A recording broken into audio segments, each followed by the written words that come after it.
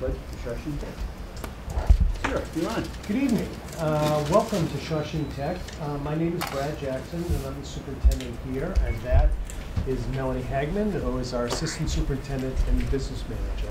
And Melanie and I are both residents of the regional district. Melanie is a Tewksbury resident, and I'm actually a Wilmington resident and have been for many years. My family raised my kids and they went to school in Wilmington. I was on the Wilmington School Committee for 5 or 6 years, and I actually served on the Finance Committee for 2 years. I replaced Brad on the Finance. Did you really? Yes. Wow, that was a long time ago, John. 89, I think. It was 89, Yeah. you're right. I was on the school committee from 89, looking at the FinCom to the school committee, 89 to 90-something. So, It's been a while. it's been quite a while. Do you So, know the rest of our community? so welcome to Shashi. So, just go around and... Sure. Mary Angolezzo. Joe Levino. Nice. David Tomei. Pleased to meet you. Nice to meet you. Scott Neville. Hey, that's why I recognize you. You're a Neville. No offense. That actually is a compliment. Well, John, do you guess? John. And Teresa. And Teresa McAnally. Teresa and Teresa's son Mike and my son Brad graduated from Wilmington High School together and played football. So, welcome to Shashi Tech. This is, so I am a quasi-interim superintendent.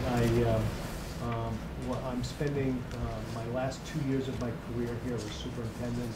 I served last year, and I'm serving through June 30th of this year when I'll be retiring.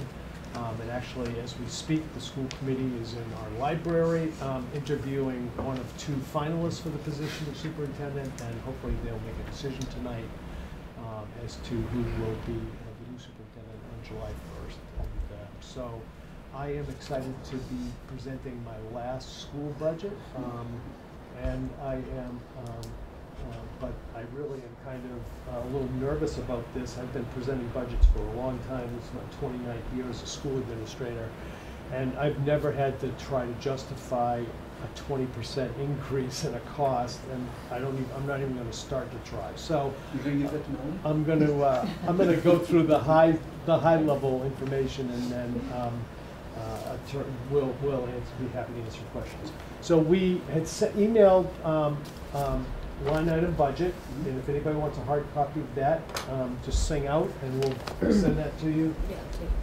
Also, well, actually I'll just pass them around and you don't have to. Also, there's a single copy of the assessment sheet that we're going to go through in detail.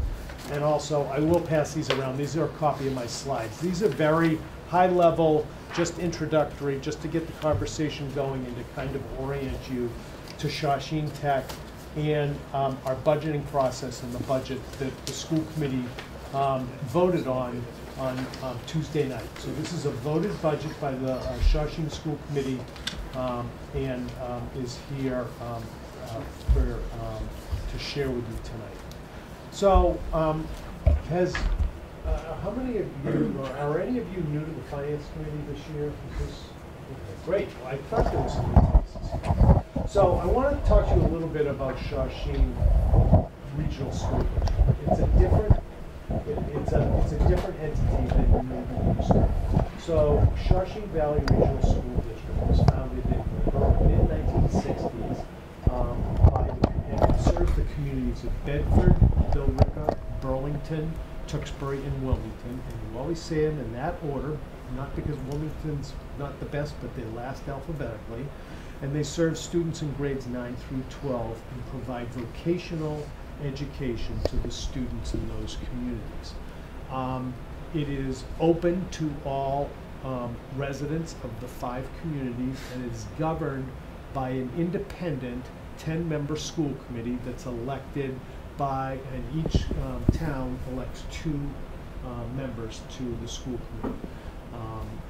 In Wilmington, Attorney Bob Peterson has been a member of the Shashi Tech School Committee for 28 years and is serving his last meeting is he is up for re-election in April and has chosen to call it a day after 28 years. So when you see him at town meeting, please thank him. 28 years on the school committee is pretty extraordinary. And Charlie Fiore is our newest member. He just was finishing his first year. So those are your two school committee, elected school committee members. We are an independent entity. We are not part of a town structure.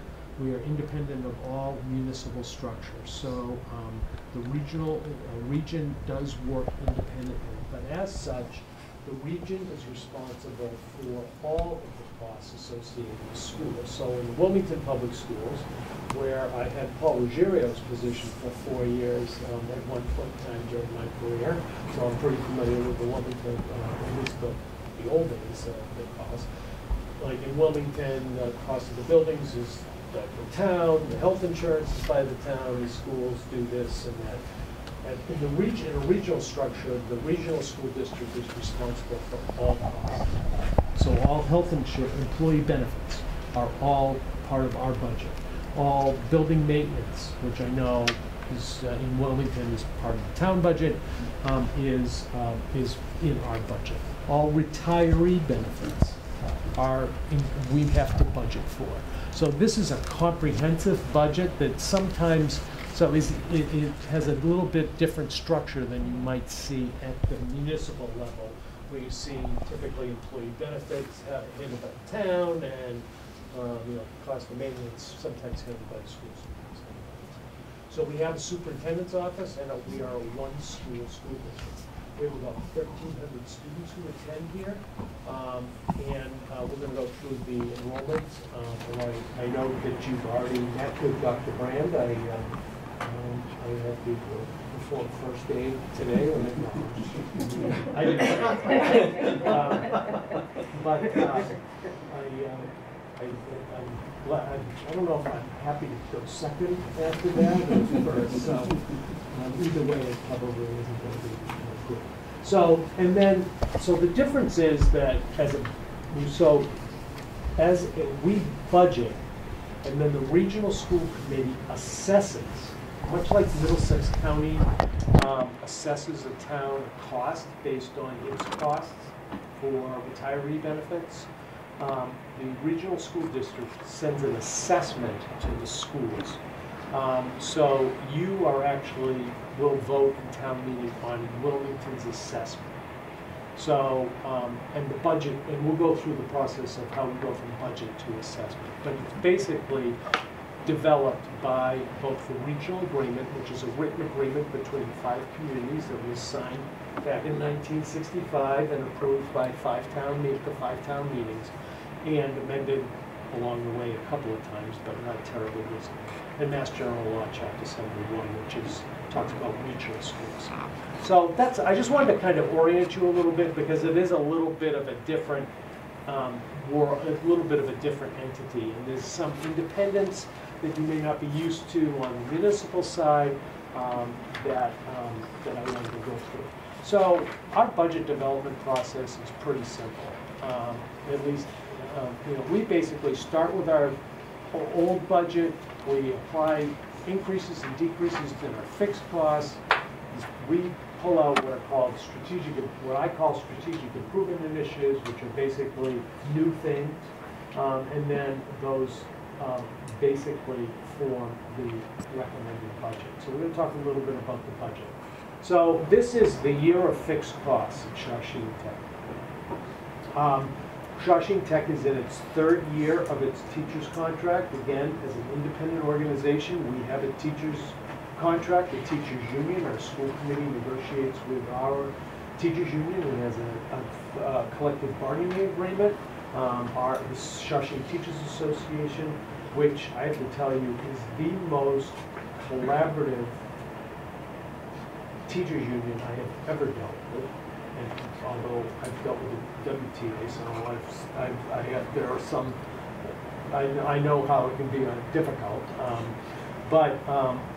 So we have a settled contract for a year. This budget covers year 3 of a 3-year contract. It has a 2.75% cost of living adjustment baked into the contract.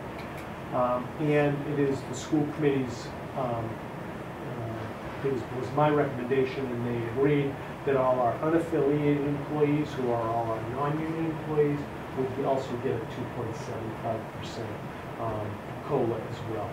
You know, obviously, we think it's good policy to maintain par with our union and non-union employees, because we do have quite a few, like our paraprofessionals are not organized, they're not part of a unit. So, you know, we're trying to keep our unions as small as possible. Again, we're a health insurance. We have to, we pay for the health insurance of both our employees, the employer portion of health insurance for our employees and our retirees. And that is the next thing that's driving the budget up.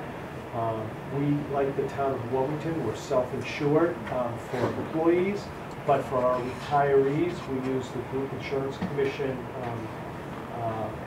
health insurance, the Medicare gap plans. That actually is going up about 6% this year, 6 or 7% this year. Our GRC plan for our retirees, and then our Middlesex County assessment. Again, the town of Wilmington has a pretty sizable assessment from Middlesex County. Those are traditionally for the retirement benefits, the pension benefits, not the health insurance, but the pension benefits. Do you pay any in advance? Like Wilmington pays $1 million in advance.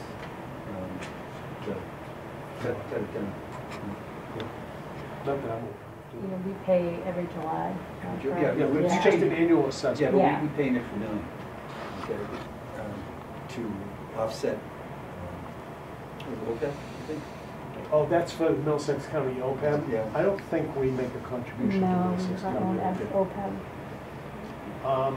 We, as you know, the cost of supplies and materials in the vocational school, you know, in addition to pencils and pens and paper and printer cartridges and all that stuff, we need lumber, we need brass for pipes, we need sheet metal for our advanced manufacturing shops, and you only have to go to Home Depot to know what's happening to those costs. So so our vocational supplies and materials are up $36,000. Again, as an independent entity, we have to start accounting for our own other post-employment benefits on OPEB. So we are increasing our contribution to our own OPEB by $19,000, which is part of the plan that we've developed with our independent auditors and the actuaries. What you down from that? About 30 million. 30. Yeah, well, the actual report should come in hopefully next week. Okay. Thank you. And then athletics, the cost of athletics is actually being driven up by the 2.75% increase for our coaches and and transportation. Transport. That's why I missed the third one. I want to go back to that. Student transportation. So our student transportation, we are required to provide all of our students with transportation. We're a regional school district. That is, so in Wilmington, you by law only have to provide bus transportation to students in grades K through 6 who live more than 2 miles away from your school. In a regional school district, you must provide bus transportation to every student in the region. That is part of the regional, that's part of the law around regions, whether it be a vocational technical region or a 2-town region. So we have a pretty sizable fleet of buses that go into our 5 communities and transport students here. You've seen them on your streets. So we are in, next year is the second year, this year is the first year of a new contract, and our bus transportation went up in the beginning of this contract, but it came in too late to budget for in FY22, so that's why we're seeing the big increase in FY23. So FY23 is year 2 of 3 with 2 year 4 and 5 are optional extensions at the discretion of the district. When Melanie goes through the assessment, the other thing you're going to see is we actually do get some reimbursement from the state for the cost of regional transportation. So when you hear about Chapter 70 and the governor's budget and the House budget, when you hear about education reimbursement, you'll sometimes hear, oh, and they're giving $55 million for regional transportation reimbursement. We get regional transportation reimbursement, and that goes into, we'll show that as a revenue as part of our assessment that Melanie will go through. So again, we're mixing a couple of things here. We're mixing the budget with the assessment, which is how we pay for the budget. So that's where because we also, unlike the Wilmington Public, well, to a certain extent, unlike the Wilmington Public Schools, we receive independent revenue. We receive Chapter 70 aid from the state directly as a regional school district. Whereas it goes to the town of Wilmington, and Jeff accounts for the Chapter 70 in his accounting and revenues. So those are the budget drivers, and that is essentially what's driving the budget up. There is one strategic improvement initiative. I actually recommended two. The school committee decided to defer one of them. We are going to be realigning make a small realignment in our electronics engineering shop. So robotics, robotics is a crazy, exciting piece of, and it's one of our great shops, but it had fallen on some difficult times, due primarily to probably a misstep in the curriculum that they chose, probably about 4 or 5 years ago, under Tim Broderick, who's no longer here, the superintendent.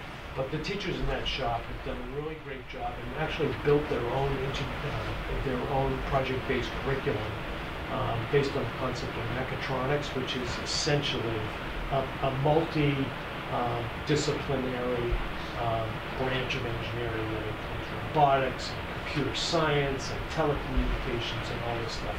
And the stuff these kids are building in this shop is incredible. And as a result, student interest has returned in this shop, which is great. As you can see on this chart, we have seven seniors in that shop this year. We have only 2 11th graders in that shop, and we have 16 10th graders in that shop. We also, grade 9, at this point in time, doesn't get assigned a shop. They go through all our shops during the first 3 quarters of their freshman year, so they can experience all of them before they choose a shop. However, we do survey them and say, so what are you interested in? What do you like and what do you like, so we can start doing some planning. And the capacity of the electronics of the engineering shop is 18 students, and we have more than 18 students have indicated that engineering is their primary, their first choice. So we're seeing the demand returning. So we currently have 2 teachers in that shop and a paraprofessional. We're going to be adding a 3rd teacher, which is, it used to have 3 teachers, and we cut it back probably 3 years ago when we had a retirement, but we put a para in there. So we're going to take the para out and put a teacher in there. The net cost is going to cost us $68,000. So essentially, the approved budget, we start with FY22. We talk about the fixed cost increase that I talked to you about, and $68,000 for that one switch of a teacher. The school committee approved a budget of $34,677,784, which is it's actually a 3.498% increase. But I said, what the hell? I'll blind it up to 3.5. Well, it was my last year. I'll give you a gift. But if you look at it, $6,800 on $33 million is what happened, 0.05. So about 3.45% of our budget increase is fixed costs. So there's nothing really exciting about this budget other than the fact that it's the year of fixed cost increase. So our process is the school committee approved the budget on Tuesday. And now we're in the meet and greet phase of the process where we give this presentation 5 times. And then we go to the 5 town meetings and answer any questions as they go through. And then we begin July 1st. So that's the budget. Now what I'd like to do is, if I can, pivot to the assessment. I'll put it up on the board. The piece of paper is in front of you, and Melanie will walk you through the assessment process. So this is how this is where we account for revenue and also assess our member communities after that year. So let's see if I can. Okay. Thanks, Melanie. So we start with the FY23 minimum contribution, and that is given to us directly from the state. So that's why we tend to wait until the numbers come up from the governor. I take those numbers, plug those in by town. The next piece is the capital budget. What we do here is you'll see our capital budget is a total of the $1,042,000. And we, right from the regional agreement, it says that each community pays a minimum of 10% of capital, regardless of student enrollment. So we take 10% of that and we automatically allocate it to Bedford and Burlington because Burlington's right about 10% and Bedford's below. So we give them 10%, we deduct the 208, which is a combination of the two, we get the 832,000, and then that is reallocated amongst the other 3 towns based on enrollment, but again, we deduct the Bedford and Burlington enrollment, so that's why you see the reduced enrollment over there. Based on those numbers, it's reallocated to the 3 communities. Then we have a total of required minimum contribution and capital. The next column is the amount allocated by regional agreement. So on the bottom, you see our total budget of the $34 million. Again, we deduct the $1 million because we've already allocated that based on regional agreement to come up with our operating budget of $33 million. We deduct the $19 million, less the Chapter 70 aid, less anticipated regional transportation, and then we come up with about $7 million. And we say we need an additional $7 million above the minimum contribution in order for our budget to work and support our students. So then that $7 million we allocate strictly on enrollment. I take that, add the allocated amount by enrollment, the minimum required in capital to come up with your total FY23 projected assessment. Clear as day, right? Yeah. It's that number at the end, 19.9. And then, as you can see, your enrollment is, your assessment is going up to $1 million. Out of that $1 million, over $500,000 is straight from the state. So when I look at the numbers, and I'd be more than happy to share this, Jeff got a copy of this in his town manager's book, but we print this right off from the state, and it tells us last year your minimum contribution versus this year's minimum contribution, and it's going up $567,000. And that's, like I said, strictly what the state tells us that you have to pay us. So out of that $1 million, we really don't have control over that number. So the $500,000 is because you like us and appreciate what we do for your students.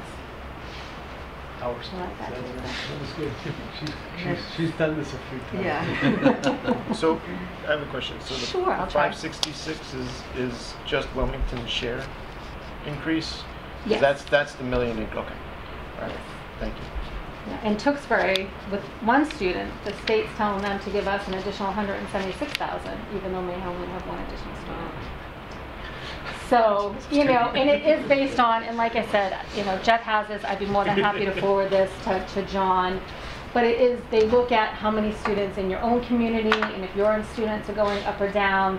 So if your community is going down and we're going up, the state says, well then you can afford to give more to Shashi. And that's happening in some of the other communities. I think your community went up a little bit this year versus historically, but So they do look at all of that when they're piecing this together and shift the money around. So that's why Tewksbury's lost students, and they want to give us more money. They're going to be thrilled about that. What's your formula? Do you have a cap for each community and how many kids can come to the tech? No. There's So a minimum. if we had, what's your minimum? You have a minimum. There's a minimum quota by our policy, the admissions policy. So Okay. once you accept those numbers based on that, the rest of the students go in a pool and then they're just allowed in. So if you don't take all your seats, they're put back in the pool and then they're redistributed out. But you guys have, we love us. You keep sending us more students. Yeah, I know. We'll go over that. I have a question. So this is my first time on the committee, and I don't have the history over time of sort of the growth of students here. Do you happen to know sort of what the rate of increase has been over the last like 5 years? On a town-by-town basis? Well, more for Wilmington specifically. So in FY17, you had 241. Then you went 240, 239, I'm sorry, 231, 250, 246. What year was that? 250? 250 was in FY20. Then you went down to 246, FY22, 275, FY23, 311.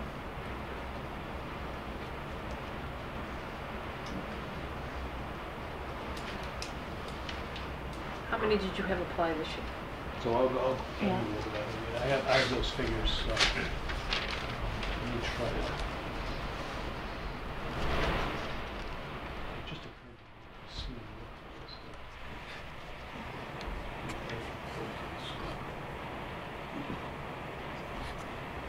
I reported these numbers to the school committee. So based on those numbers, it's the last couple of years that we've had significant jumps of 30 plus. Yes. Right. So as of Shashi Tech is has more applications than it has seats. We are, and that is not a Wilmington exclusive issue. We are going to be accepting 340 freshmen next year, and we have 481 applications from in-district. We have 13 from communities not Community 5. So these are the numbers here. Oh my God, they came up. The deadline for applications was February 1st, so all those kids go in the same pool, and then anybody who applies after that would only get in after we offer acceptance, and it's denied, and they turn us down, and enough students turn us down that we get there. So frankly, we won't have it. So as you can see, this is the applicant. Now, again, this is different than acceptances. This is just applications. So this is raw data. It hasn't gone through these. None of these students have gone through the admissions process yet. I can talk a little bit about the admissions process in a minute. But as you can see, 2 years ago, 23% of the applications were from Wilmington. Wilmington has traditionally been the third largest community to send students to Shashi. So Rickett has always been the biggest, then Tewksbury, then Wilmington. Last year, it went from 99 to 109 applicants. Now it's gone from, so this year's freshman class, next fall's freshman class, 27% of the applications are from Wilmington kids. I'm actually a little nervous about, well, I'm nervous about this whole thing, both as a Wilmington taxpayer and the fact that this is just unhealthy. But we have a town blind admissions policy, and that is a state requirement. We can provide minimums, but we can't provide caps. Because every student in the region, after the minimums are met, by law have to have equal opportunity. So there is no provision for a cap. There's only a provision for a minimum. I think it is healthy. I think that any major variation in applications is unhealthy, positive or negative. In the past, we've had some minor variations. Bill Ricca went, Tewksbury had a couple of years it spiked, and then basically, I keep forgetting about the camera here, so I'll say that they changed some of the accessibility, some of the access we had to their middle school, which is now prohibited by DESI regulations, and they tried to manage it that way. Do you think by Billerica having the 8th grade now within the high school, that has stemmed some of the kids coming here? There are some who claim that was the purpose behind that. This drop off we've seen this year. I mean, the 8th grade was in the high school in 2020, right? Definitely was in 2021, because that's this. I mean, that school opened before COVID, right? Yeah. So it had to be the 1920 school year at least, which is those are 8th graders coming out of, in all 3 of those years, those are 8th graders coming out of their Memorial High School, the 8th grade. So I want to talk a little bit about philosophy. So there's been a big, in the past year, there's been a lot of headlines about equal access to vocational education, because vocational education is in high demand across the state. And particularly some of the schools that are serving high minority cities have been accused of not providing equal access. So the state created some new regulations around vocational admissions to ensure equity of access.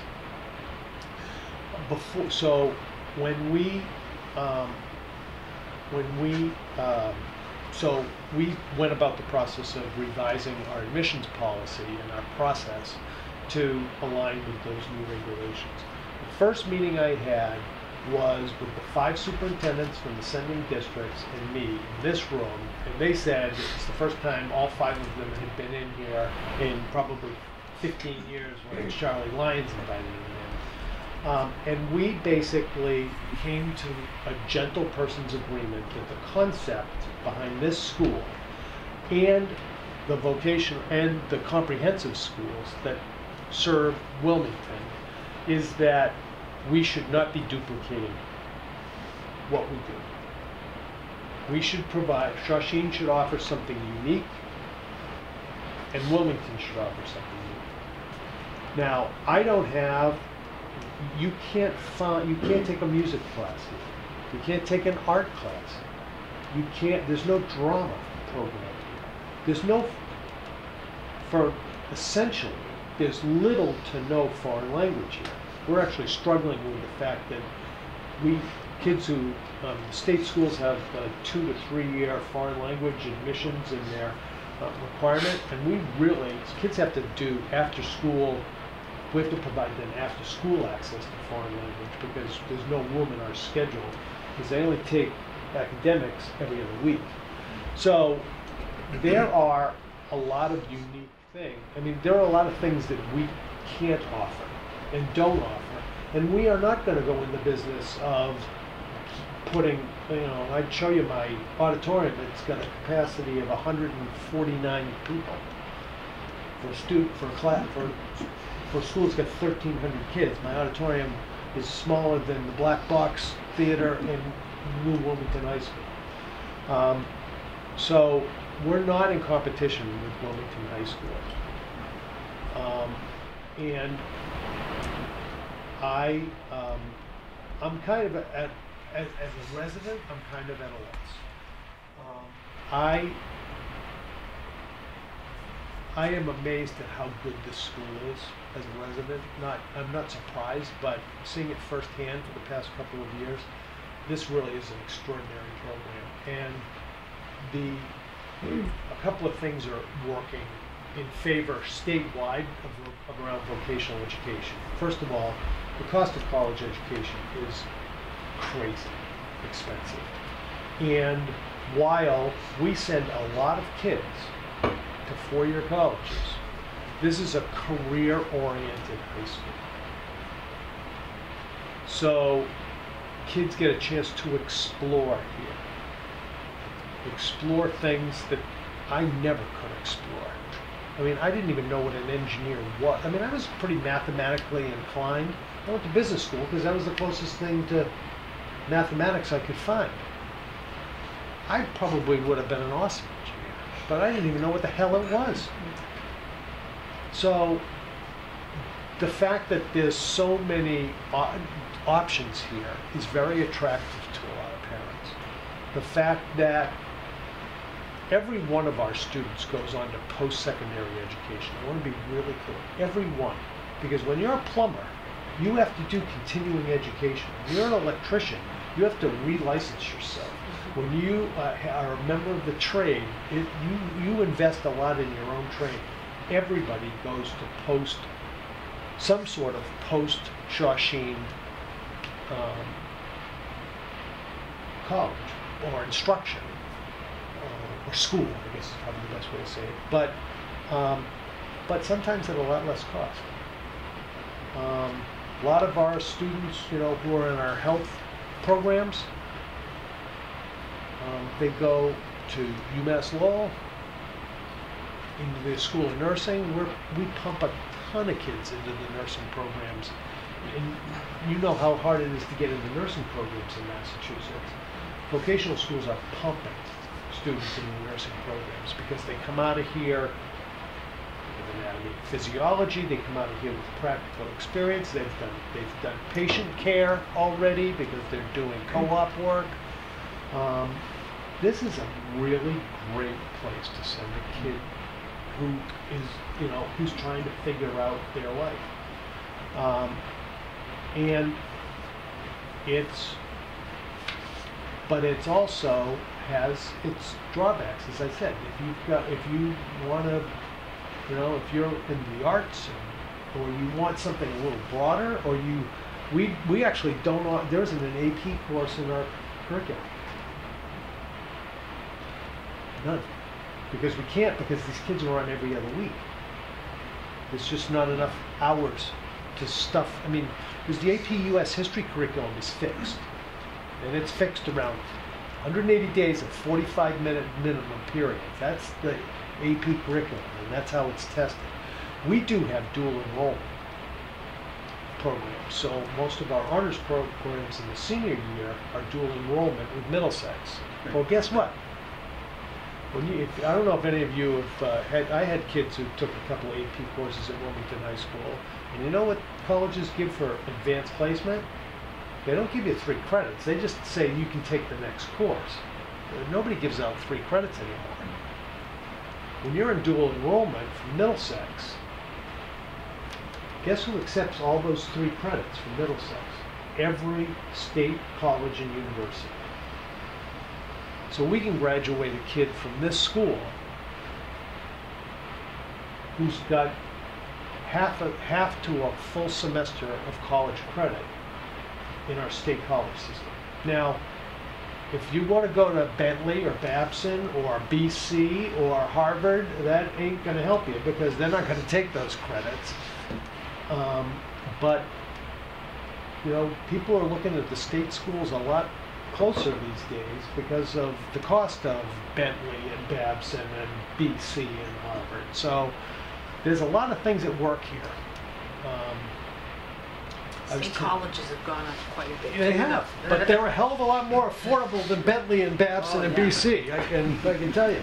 I was telling John today. I was out on a walk before this meeting, and I live on Garden by the town hall, and I walk up down King and by what's it called, Seneca, down Seneca, which is the really beautiful neighborhood, big homes and stuff. And I had my Shashi hat on, my Shashi jacket, And a guy was walking his dog and he stopped me and he said, "Oh, you teach at Shashi?" And I said, "Yeah, I work at Shashi. I'm the superintendent." And he was a 1999 grad and a plumber, and he's living in a house in Seneca. And so he's doing okay.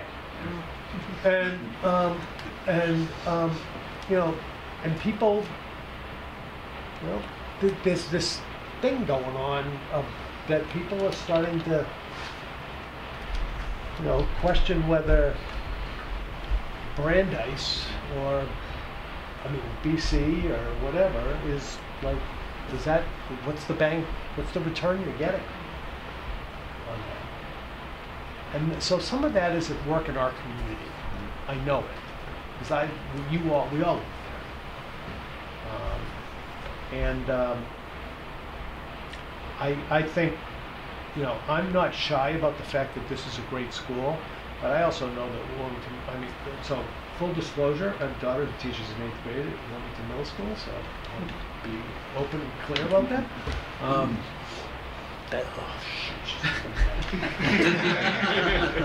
Forgot about that again. No, she doesn't live in Wilmington. Don't tell her I said that. But I was involved. I worked at an enrollment house when we built the middle school. I mean, I love that middle school. We've got some great schools, but you know, I know Wilmington's public schools is on a little bit of a hard time right now, and the public trust here is high, and we deliver a great product. But so does Wilmington High School. I work at Wilmington. Can I ask a quick question about your applications? As far as that, as of 2/1, when is the deadline? 2. It is 2/1, but you can still apply late, right? You can, but you don't. But we have to accept, as I'm saying, we have to Go through. We have to go through all these people. So there'll be 2 waiting lists. There'll be everybody who applies after 2/1 will go on the waiting list. And what's 480 minus 340, 140 students on this list will go on the waiting list. Mm-hmm. So until there are 2 separate waiting lists. We got to go through that one before we can even touch this one. How many late applies do you usually get? I mean, our 40 altogether through all the communities? Yeah. Oh, yeah. I guess it's something like that. I mean, our applications, well, I mean, applications are 60. 2 years. How many And students? the schools are getting, and the classes are getting smaller. You know, Wilmington's not alone in the fact that, you know, enrollment's going down. Duxbury's getting smaller. Lorica's getting smaller. They're all getting smaller. And I'm Demographically, they all are getting right, that's what I mean. smaller, And I'm at capacity. I mean, 1,300 is it. I have 300. We accepted 360 of the class.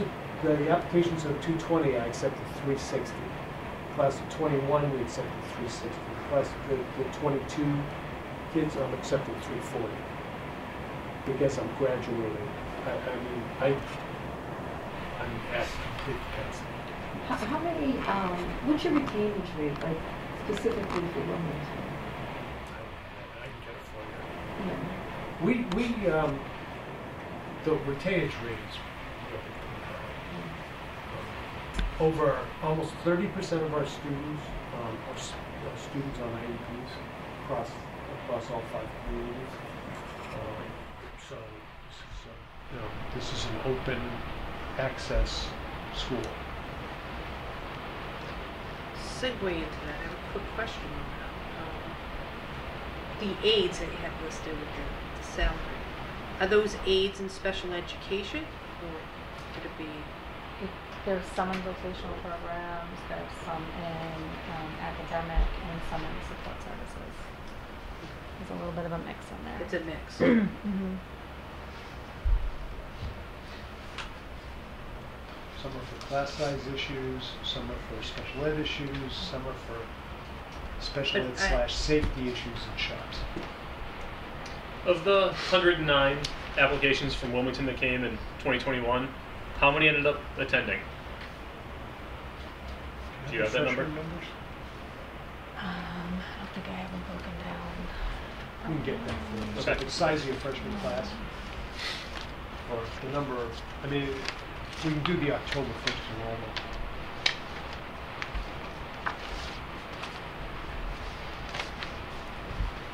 We can email that out to you.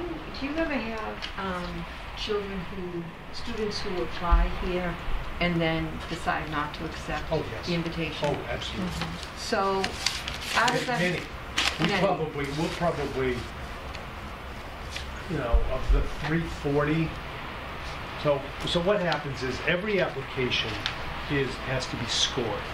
So based on grades, based on attendance, based on discipline, based on your interview, and what's the one I'm missing? I'm missing one. There's 5 criteria. I'm sorry. Recommendations. Guidance recommendation. Thank you. And every student is scored on a rubric. Their application is scored on a rubric based on those 5 things.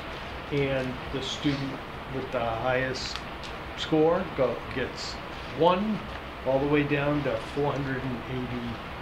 Well, the first thing you do is you take, the way we have to do it because we have a quota, is we take, so Bedford has what, 10% of the, No, Bedford only has like 38. for the seats. For What's the their, seats? I can look up the admissions policy, but probably all of, 10%. is it 10? I 10 think for it is. Bedford. So Bedford has 10% of the seats. So all 21 of those kids will get in, regardless of their score. Burlington has 16. So all of the Burlington kids will get in, essentially, regardless of their score. And then those seats that they're not using end up going to the other 3 communities because there's going to be a wait list. So Now, how do you, we allocate, we numerically score each student by town until we reach your quota. Then we reshuffle the deck and put all the kids who haven't got in onto a waiting list and take them town independent. So we take the wait. So the waiting list is actually not by town. After we've accepted What the is minimum. the percentage for Wilmington? Let me get the- 18. 18? now the out of district, you had no out of district applications in 20 and 21? No, we either didn't count them, we didn't either report them or we didn't have any. Now, how do you score them then? We don't. You don't? We ignore. We can't. Our admissions policy says we can only. We're not a school choice district, so we can only offer out of district seats if we have capacity, and we do not have capacity.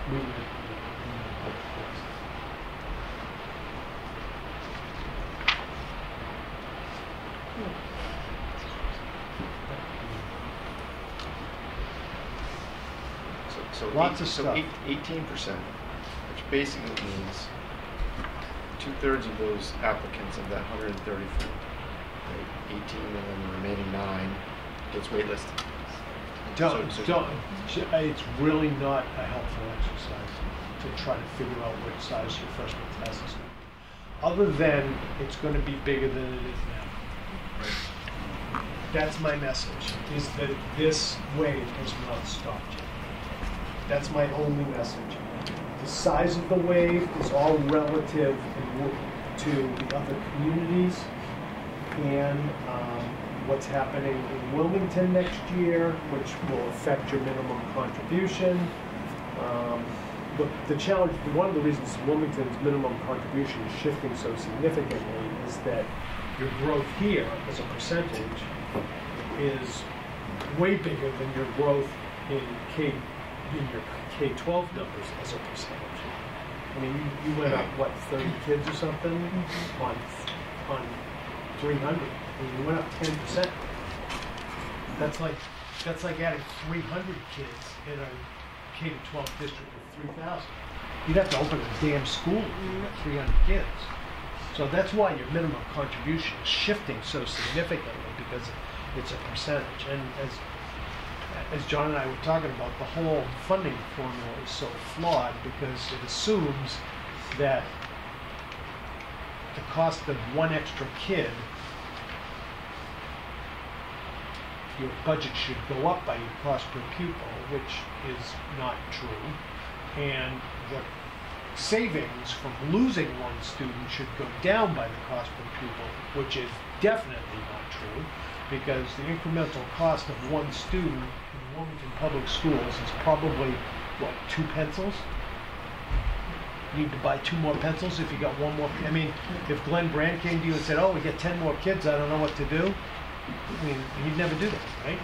10 kids. But so there's no the incremental cost of it, but your revenue shifts on a per pupil basis. That's the flaw in the whole Chapter 70 concept, is it's based on a per pupil basis, which is why you're seeing these huge fluctuations.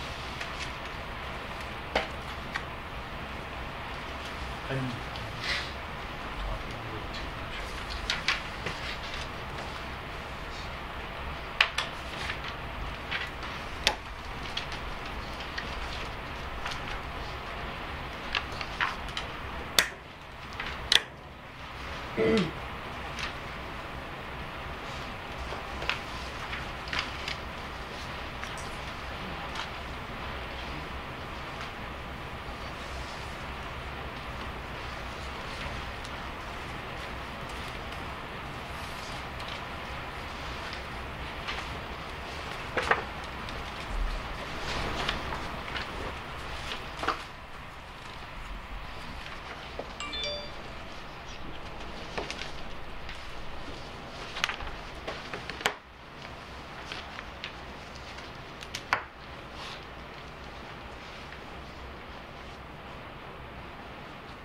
These are the quotas by policy.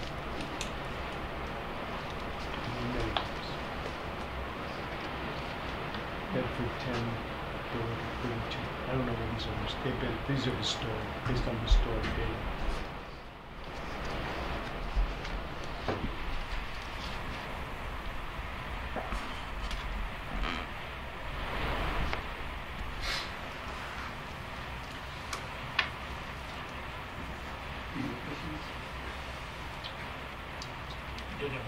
Just a point of clarification from me. Earlier, you had talked about the initiative where you were realigning the robotic shop and bringing on a full teacher instead of...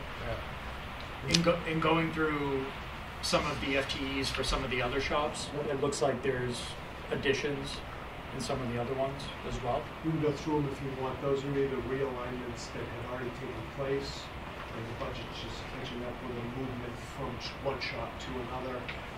We added a teacher after the budget was done last year in plumbing, and we didn't fill a position in business tech.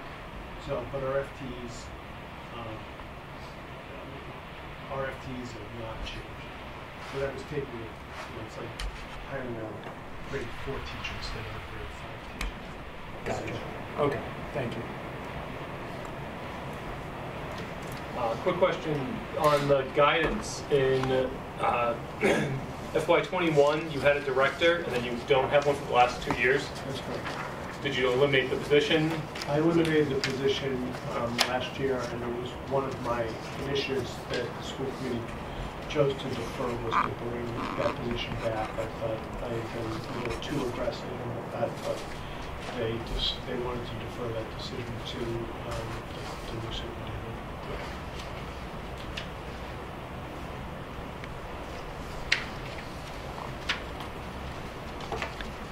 Any other questions here?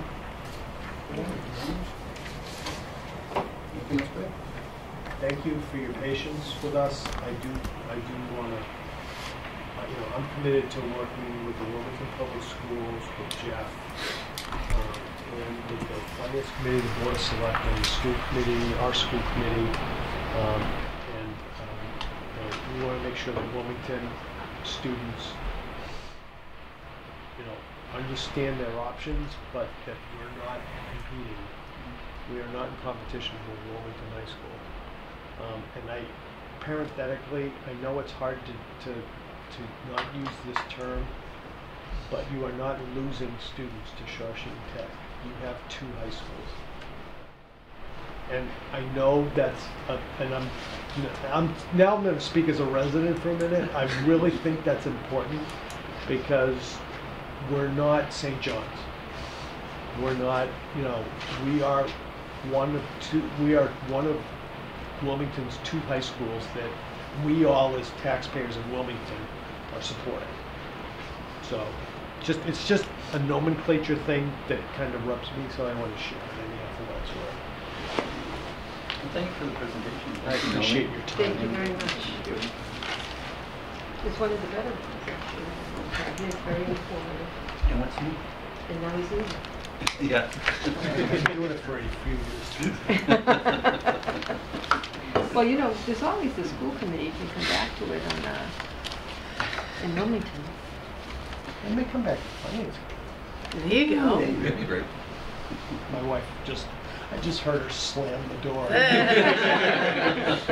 me put it this way, my wife is not watching this and see TV. She's done with it, huh? Okay. Next on the agenda is other business. I don't think we have any. Well, she probably just... Yeah, it's going to do that at the time. That's okay. Minutes for approval. February 8th, 2022. Is there a ready? Motion to approve? Second. Discussion. All in favor? Opposed? Passes. Next is minutes of February 10th, 2022. Motion to approve. Is there a second? Second. Discussion. All in favor? Opposed? Passes. Minutes of February 15th, 2022. Anyone ready? Is there a second? Second. Discussion. All in favor? Approved. And the minutes of February 17th. Everyone remember? Did we get that? No, not I yet. don't Not think yet? I was gonna say. No, come on, somebody's messing with you. Just messing with you guys. And I Yeah, just no. have to draft one. We don't have those Okay, yet. never mind then. There's no public here, so we can public comments. There is a change in our voting. I've only going to get on the 16th and not the 17th. And don't you want to Zoom? Yes, I'm I'm going to be away, so I need to. Okay, I already talked to June. Thank you, guys. Appreciate it. And we'll go the entire warrant. We can go each article separately. I think it might be a long meeting.